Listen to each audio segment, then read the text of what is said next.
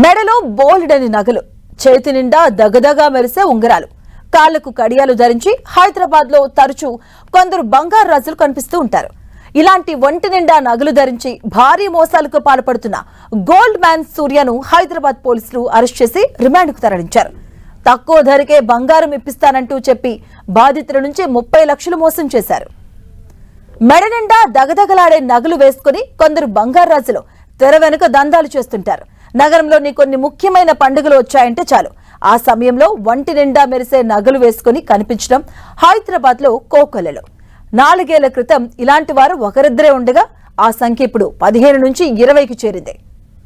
Pahilwan bye, gold bye, racks అనే పేర్లతో నగరంలో చలామణవుతున్నారు. పాత బస్తీకి చెందిన 3 బంగారు రాజుల్లో ఒక్కరే అసలైన బంగారు ఆభరణాలు ధరించగా మిగిలిన 2 నకిలీ గోల్డ్ను ధరిస్తూ పెద్ద ఎత్తున సెటిల్మెంట్లు, భూ కబ్జాలు, దందాలు చేస్తూ పబ్బం గడుపుకుంటున్నారు.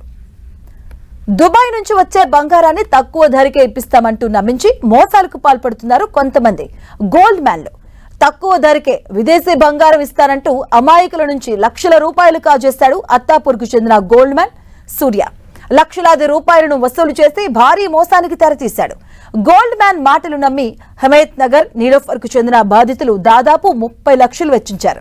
అయితే బంగారం ఇవ్వకపోవడంతో సూర్య ఇంటికి వెళ్లిన బాధితులు తమ డబ్బులు తమకు తిరిగి ఇచ్చేయాలంటూ కోరారు. దీంతో తన దగ్గర ఉన్న 3 ఐఫోన్లను ఇచ్చి వాటి విలువ 10 లక్షలని, అలాగే 20 లక్షలు చెక్ ఇచ్చి బాధితులను పంపించేశాడు.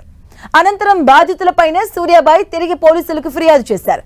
తనను బెదిరించి ఫోన్ లాక్కెళ్లారంటూ సూర్యాబాయి పోలీసులకు తెలిపాడు. ఈ విషయంలో లోతుగా దర్యాప్తు చేసిన పోలీసులు అసలు నిజాన్ని బయటపెట్టారు. తక్కువ ధరకే బంగారం పేరుతో సూర్యాబాయి మోసం చేశారంటూ అత్తాపూర్ పోలీసులు కేసు నమోదు చేశారు. అనంతరం ఈ కేసును నారాయణగూడ పిఎస్ కు బదిలీ చేశారు. అయితే అరెస్టు భయంతో సూర్యాబాయి హైదరాబాద్ నుంచి పారిపోయేందుకు ప్రయత్నించగా షాద్ నగర్ లో పోలీసులు పట్టుకున్నారు.